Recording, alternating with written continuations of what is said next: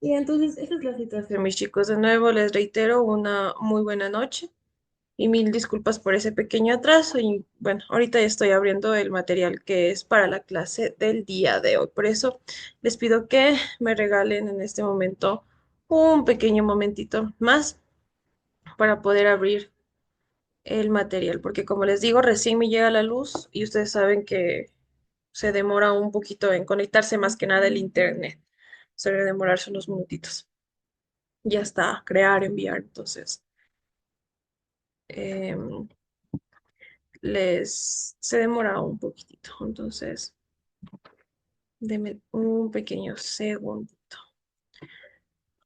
Bueno, lo bueno es que ya a estas alturas ya no son muchas las, las horas, ¿no? Que se va la luz, ¿no? Denme un segundito.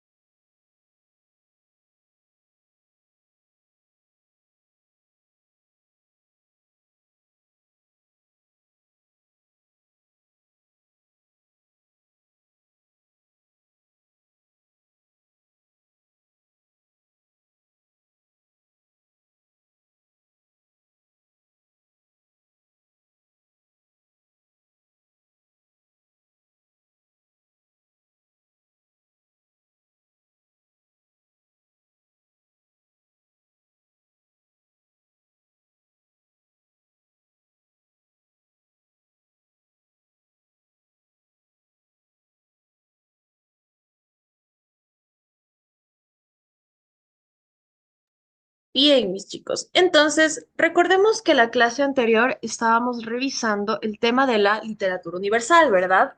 Estábamos viendo cuáles eran sus principales valores y estábamos revisando, no, perdón, chicos. Y estábamos revisando qué, qué situaciones nomás caracterizaban a todos los periodos de la literatura. Hablábamos que la literatura iniciaba pues desde las civilizaciones antiguas como Egipto, Mesopotamia, ¿verdad? La, el libro más leído de todo el mundo, de hecho, es de una civilización antigua. Estamos hablando de los hebreos, ¿verdad? Con la Biblia. En Egipto, el libro de los muertos. Estamos hablando también de la India, el Mahabharata y el Ramayana, que son también dos libros épicos como tal. Y también hablábamos justamente de este subgénero literario que era la épica que se encontraba dentro de la narración. Y a su vez recordábamos que la literatura también se dividía en la literatura clásica como tal. Y la literatura clásica como tal era básicamente la que se desarrollaba en la clásica Grecia y Roma. Y hablábamos un poquito de los dioses, hablábamos un poquito de cómo Roma invade Grecia, se roba todos los valores literarios y culturales de Grecia y se apropia básicamente y solo lo único que hacen, por ejemplo, dentro de los dioses es cambiarles de nombre, pero hablaban de la misma cosa, ¿no? Entonces yo también les estaba comentando que dentro de la literatura, griega y romana había tres, tres libros los cuales pertenecían al género épico, ¿verdad? Estos se llamaban la Ilíada, la Odisea y la Eneida. La Ilíada y la Odisea eran dos historias, o son dos historias o dos poemas épicos que fueron escritos por Homero. Sin Licenciado, embargo, buenas estos... noches, perdón. Diga, ¿cómo está? Dígame. Buenas noches, licenciada. Disculpe la tos. Diga nomás, Arturo, no se preocupe. Buenas noches. Ya, no hay problema. Estamos dando igual una introducción, no se preocupen, estamos recordando, recordando un poquito lo que estábamos viendo. Entonces les decía que teníamos la Ilíada. A ver, chicos, vamos cuidando un poquito de los micros, por favor. Porfis, que no se les deshabilite. Ya, que no se les habilite los micros. Sí, entonces, denme. Entonces ya, voy a retomar el hilo. Bien, ahora sí. Es que empezaron a sonar cosas medias raras aquí. Y no es nada más que tengo un señor gatito muy, muy, muy, muy hiperactivo, que suena como que estuviera entrando un ladrón arriba, pero no es así. Entonces, estaba diciendo, ¿no? Que había dos obras importantes en Grecia, que era la Ilíada y la Odisea de Homero. La Ilíada de Homero y la Odisea en realidad tenían como un estilo de escritura un poco raro. ¿Sí? Era raro porque es como cuando nosotros todo el curso hace una misma obra. Es decir, que existían varias formas de escribir dentro de una sola obra. Dentro de la Ilíada y dentro de la Odisea. Había muchísimas formas de escribir.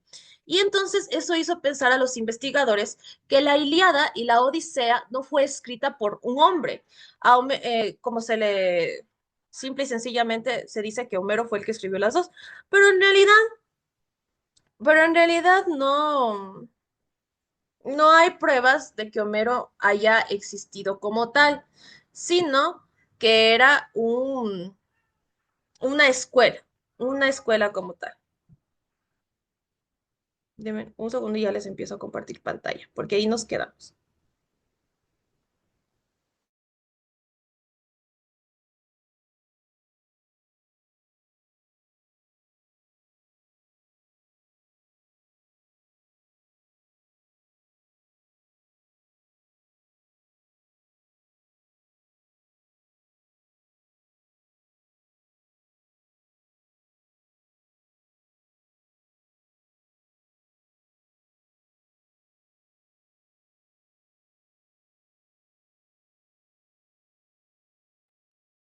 Ya.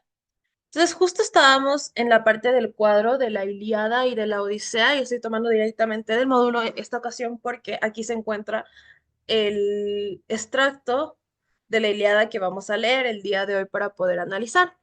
¿Sí? Entonces, les decía, tenemos estas dos de aquí,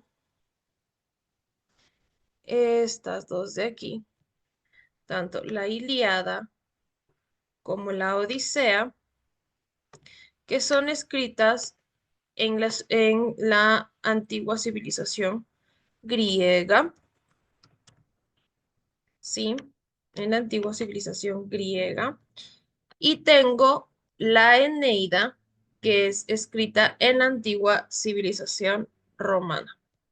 Les decía en realidad que Grecia y Roma tenían los mismos temas para hablar, porque digamos que en ese entonces solo importaba los temas de dioses y mitología, el explicar cómo fue que nació el mundo, ¿ok? La Ilíada y la Odisea están escritas por el poeta Homero, pero les decía que es como que encontraron algo rarito ahí, ¿verdad? Y más se cree que es una escuela como tal, la escuela homérica como tal, más que en realidad un solo hombre, que bueno, se creía que Homero era un poeta ciego, que era un poeta, bueno, que pues tenía esta dificultad. Pero cómo escribió si era así. En realidad es un poco extraño. Además, no han encontrado la tumba de Homero, como les decía en la clase anterior. Y en Roma está la Eneida escrita por Virgilio. Y les comentaba un poco la historia de Virgilio. Virgilio era un gran eh, admirador de la Ilíada y la Odisea de Homero, y lo que hace es inspirarse en la Ilíada y la Odisea de Homero para poder escribir su Eneida. A diferencia de la Ilíada y la Odisea, la Eneida fue escrita para poder dar una explicación un poco más heroica a la construcción de Roma y para poder explicar por qué el emperador tenía una descendencia divina. ¿Sí? La Ilíada y la Odisea no tanto fueron para eso, sino más bien para resaltar las hazañas de alguna guerra antes hecha, ¿no? Entonces vamos a empezar con la Ilíada, que es básicamente una historia de guerra. A ver, permítanme, vamos esto.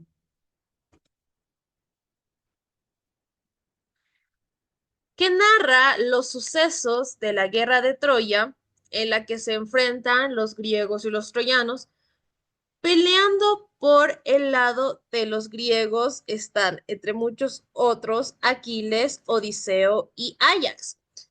En el bando troyano se encuentran Héctor, su hermano Paris, Eneas, entre otros. Entonces a este señor de aquí es el que le vamos a estudiar más adelante, ¿ya? Entonces no se olviden de su nombre de Eneas. Sí, entonces la Ilíada básicamente va directamente de la historia de guerra, sí, de Troya. ¿Ustedes han escuchado esto del caballo de Troya? Tiene que ver muchísimo con estas tres obras. Recuerden que el caballo de Troya era este regalo muy grande que se dio un equipo al otro, pero además de ser como un regalo, fue una trampa. Salieron todas las personas de dentro del caballo de Troya, que era un caballo enorme de madera.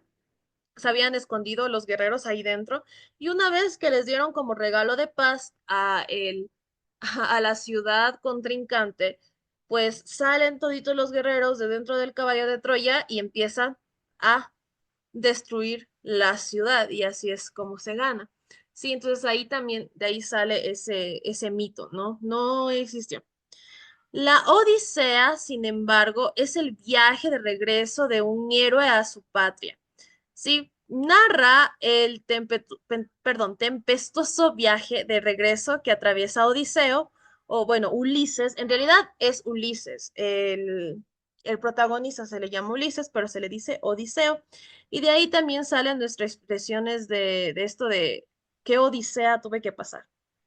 ¿Sí? Porque ya van a ver lo que pasa con Ulises en la tradición latina, quien estuvo lejos de su mujer y su hijo por 20 años, 10 en guerra y 10 en viaje de retorno.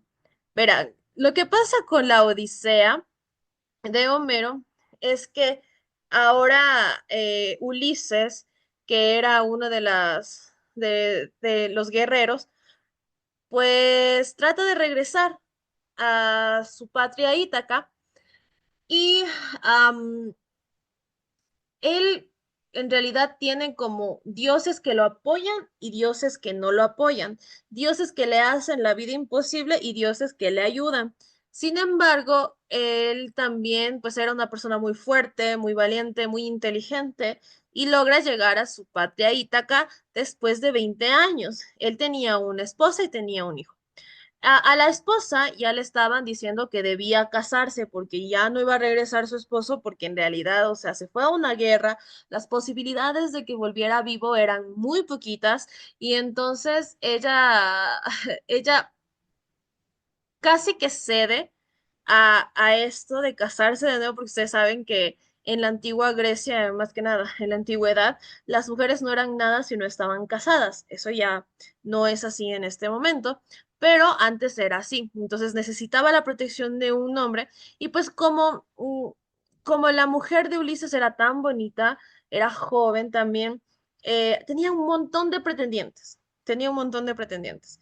Pero ella en realidad no quería casarse porque ella tenía en su corazón la esperanza de que Ulises regresara. Entonces, para que su padre no le obligue a casarse, lo que ella dice es, bueno, ok, yo voy a hacer una promesa. Y el momento en que termine coser un mantel, sí, literalmente así. Sí, que el momento en que termine de bordar un mantel, yo me voy a casar. Entonces lo que hacía ella era todo el día se la pasaba como que realizando el mantel, ¿verdad?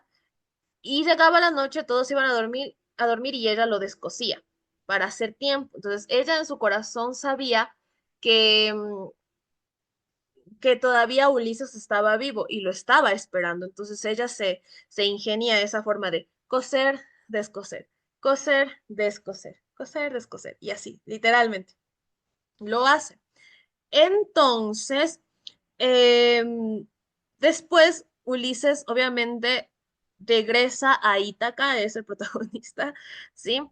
Y pues ya ve que su esposa estaba a punto de casarse, sin embargo llega casi que a tiempo y, y derrota a toditos los pretendientes de su esposa. Y entonces, pues, porque derrota a todos los pretendientes, él se queda con el derecho de casarse con su propia esposa.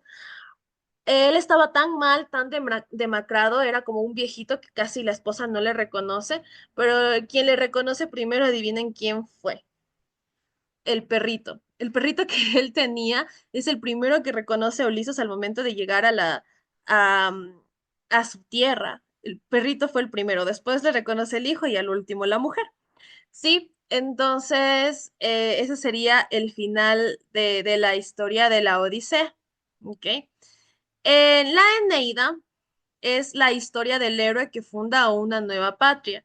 Sí, narra las travesías justamente de Eneas, que vemos que es un personaje muy activo dentro de la Ilíada, porque Virgilio toma a Eneas, ya que en la Odisea ya no se lo vuelve a tomar, entonces no se sabe qué pasó con Eneas.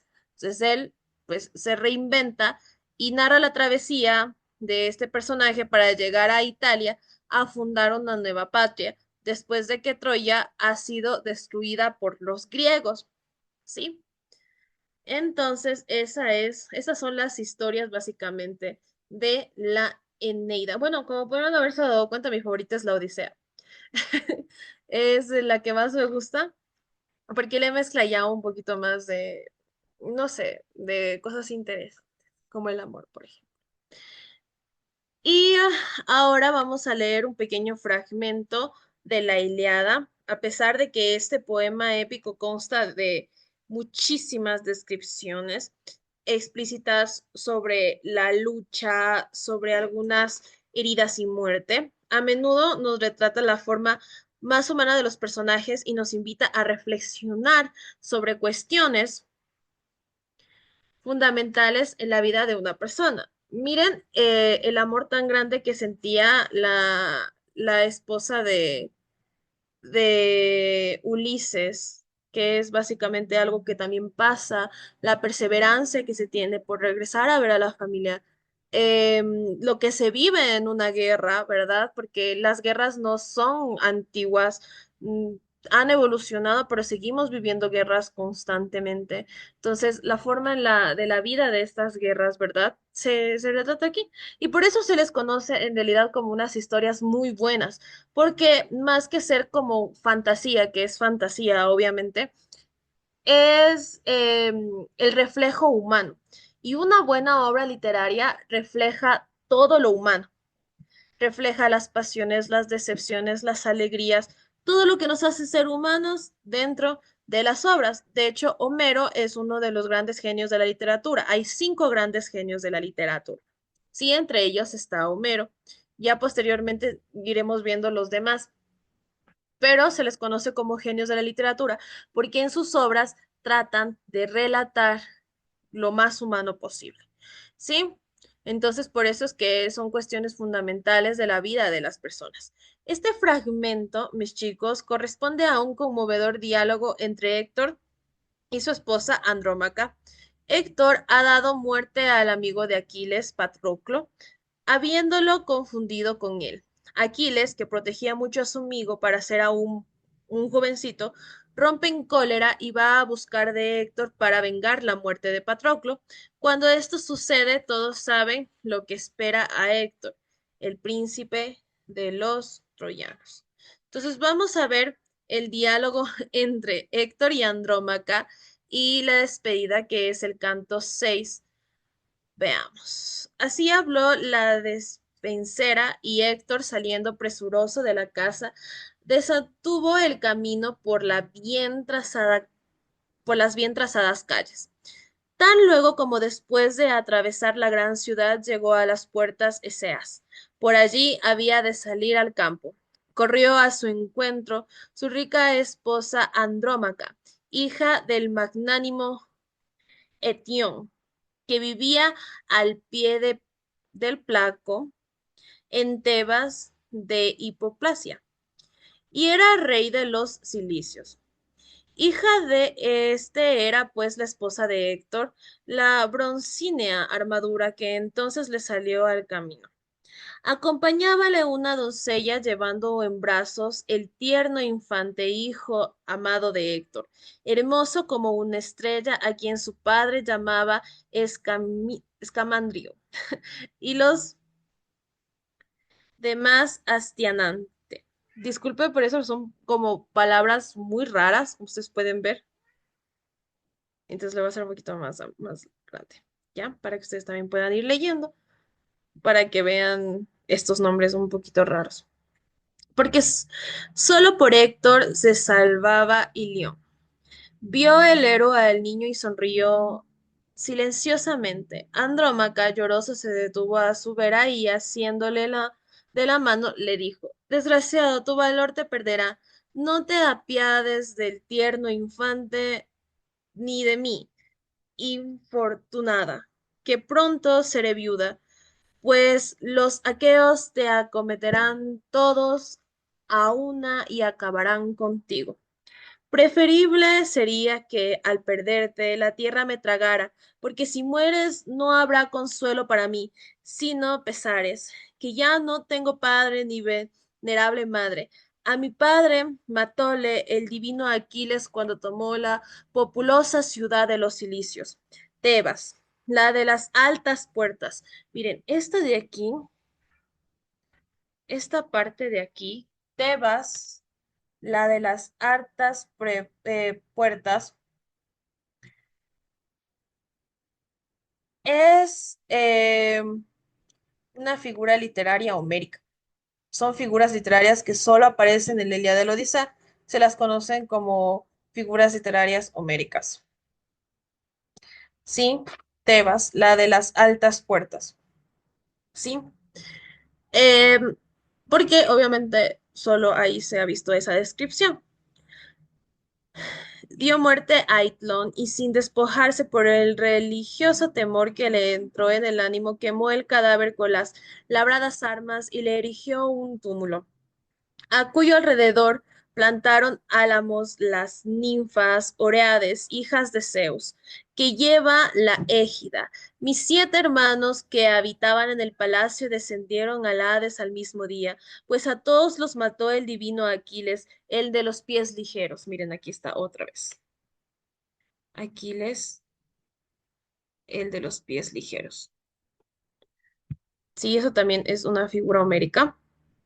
Entre los bueyes de tornátiles patas y las cándidas ovejas, a mi madre que reinaba al pie del selvoso placo, trájola aquel con el botín y la puso en libertad por un inmenso rescate.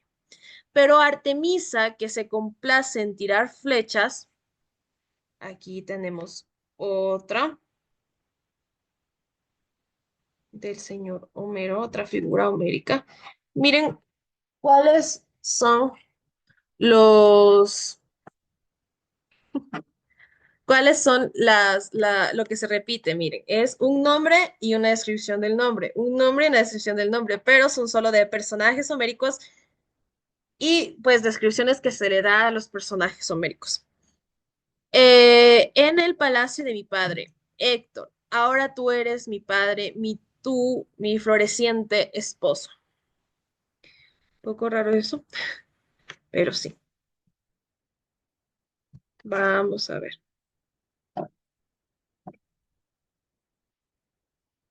Ya.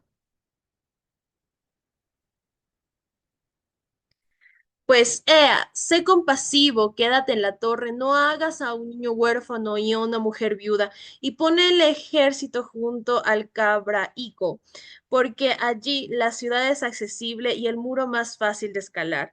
Los más valientes, los dos ayaces, el cerebro Idomeneo, las Atridas y el fuerte hijo de Tideo, con los suyos respectivos ya por 3 veces se han encaminado a aquel sitio para intentar el asalto. Alguien que conoce los oráculos se lo indicó, o su mismo arrojo los impele y anima. Contestó el gran Héctor de tremolante casco. Otra figura homérica. Son epítetos homéricos. Vamos a ponerle otra vez. Vamos. Ya les voy a indicar estos pequeños epítetos homéricos. Ya estoy señalando esas figuras homéricas, ¿no? Todo esto me preocupa, mujer, pero mucho me sonrojaría ante los troyanos y las troyanas de rezagantes peplos y como un cobarde huyera del combate y tampoco mi corazón me incita a ello, que siempre supe ser valiente y pelear en primera fila manteniendo la inmensa gloria de mi Padre y de mí mismo. Bien lo conoce mi inteligencia y lo presiente mi corazón. Día vendrá en que parezca la sagrada Ilión Príamo y su pueblo armado con las lanzas de fresno, pero la futura desgracia de los troyanos, de la misma Hécabe, del rey Príamo y de muchos de mis valientes hermanos que caerán en el polvo a manos de los enemigos. No me importa tanto como lo que padecerás tú cuando alguno de los aqueos de broncianas corazas se te lleve llorosa, privándote de libertad, y luego tejas telas en Argos a las órdenes de otra mujer, o vayas por agua a la fuente Meseida o Hiperea. Es básicamente una conversación entre esposos, ¿no? La esposa está muy preocupada porque el esposo se va a ir a la guerra. Entonces ella dice que en realidad ya ha perdido a todos, a sus hermanos, a su padre, y que no quiere perder más a su esposo. Veamos, sí, justamente este pequeñito. Más y terminamos. Ok. Muy contrariada porque la dura necesidad pesará sobre ti, y quizás alguien exclame al verte deshecha en lágrimas. Esta fue la esposa de Héctor, el guerrero que más se señalaba entre los teucros, domadores de caballos, cuando en torno de Ilión peleaba. Así dirán, y sentirás un nuevo pesar al verte sin el hombre que pudiera liberarte de la esclavitud, pero que un montón de tierra cubra mi cadáver antes que oiga tus clamores o presencie tu rapto. Así, diciendo, el esclarecido Héctor tendió los brazos a su hijo y éste se recostó gritando en el seno de la nodriza de bella cintura. Perdón, ya. Por el terreno que el aspecto de su padre le causaba. Dábale miedo el bronce y el terrible penacho de crines de caballo que veía ondear en lo alto del yelmo. Sonriéndose el padre amoroso y la venerada madre, Héctor se apresuró a dejar el refulgante casco en el suelo, besó y meció en sus manos al hijo amado y rogó así a Zeus y a los demás dioses. Zeus y demás dioses, concededme que este hijo mío sea como yo, ilustre entre los teucros y muy esforzado, que reine poderosamente en Ilión y que diga de él cuando vuelva de la batalla. Es muchacho más valiente que su padre, y que cargado de cruentos despojos de enemigos a quien haya muerto, regocíjese de su madre el alma. Esto dicho puso el niño en brazos de la esposa amada, que al recibirlo en el perfumado seno sonreía con el rostro todavía bañado de lágrimas. Notólo Héctor y compadeciendo acaricióla con la mano y así le habló. Los verbos en pasado están escritos de esa forma. Esposa querida, no es demasiado tu corazón, se acoge que nadie me enviará al Hades antes de lo dispuesto por el hado. Y de su suerte ningún hombre sea cobarde o valiente, puede librarse una vez nacido. Vuelve a casa, ocúpate de las labores del telar y la rueca, y ordena a las esclavas que se apliquen al trabajo. Y de la guerra nos cuidaremos cuantos varones nacimos en Lyon, y yo el primero. Dichas estas palabras, el preclaro Héctor se puso al yelmo adornado por crines de caballo y la esposa amada regresó a su casa, volviendo la cabeza de cuando en cuando y vertiendo copiosas lágrimas. Pronto llegó Andrómaca al palacio, lleno de gente, de Héctor matador de hombres. Halló en él a muchas esclavas y a todas las movió a lágrimas. Lloraban en el palacio a Héctor, vivo aún, porque no esperaban que volviera del combate, librándose del valor y de las manos de los aqueos. Es la desesperación de una mujer que su esposo está yendo a la guerra, ¿no? Le da mucha tristeza y obviamente ya le da por muerto a pesar de que pues, no estaba muerto, sino que está vivo y es un hombre que tiene un sentimiento de nacionalismo muy alto. Él prefiere defender su nación a capa y espada. Sí, entonces este es un fragmento del primer libro, que es la Odisea. Ustedes ya pueden ver más o menos por dónde va, ¿sí? La historia entre, entre los griegos y los romanos, ¿verdad? Y luego tenemos la Odisea y la Eneida también, de las cuales ya se han hablado. Sí, bueno, este taller quedaría ya para la siguiente clase. ¿Verdad? Porque esta semana no tenemos tareita y pues revisaremos un poco más a fondo lo que es el género épico. Sin embargo, hoy ya hemos hablado de una de sus obras más grandes, que es la Odisea. No es un libro muy fácil de leer, por lo que ustedes ven que los tiempos verbales no son iguales a los que utilizamos hoy en día, si no son tiempos verbales, se utilizaban antes.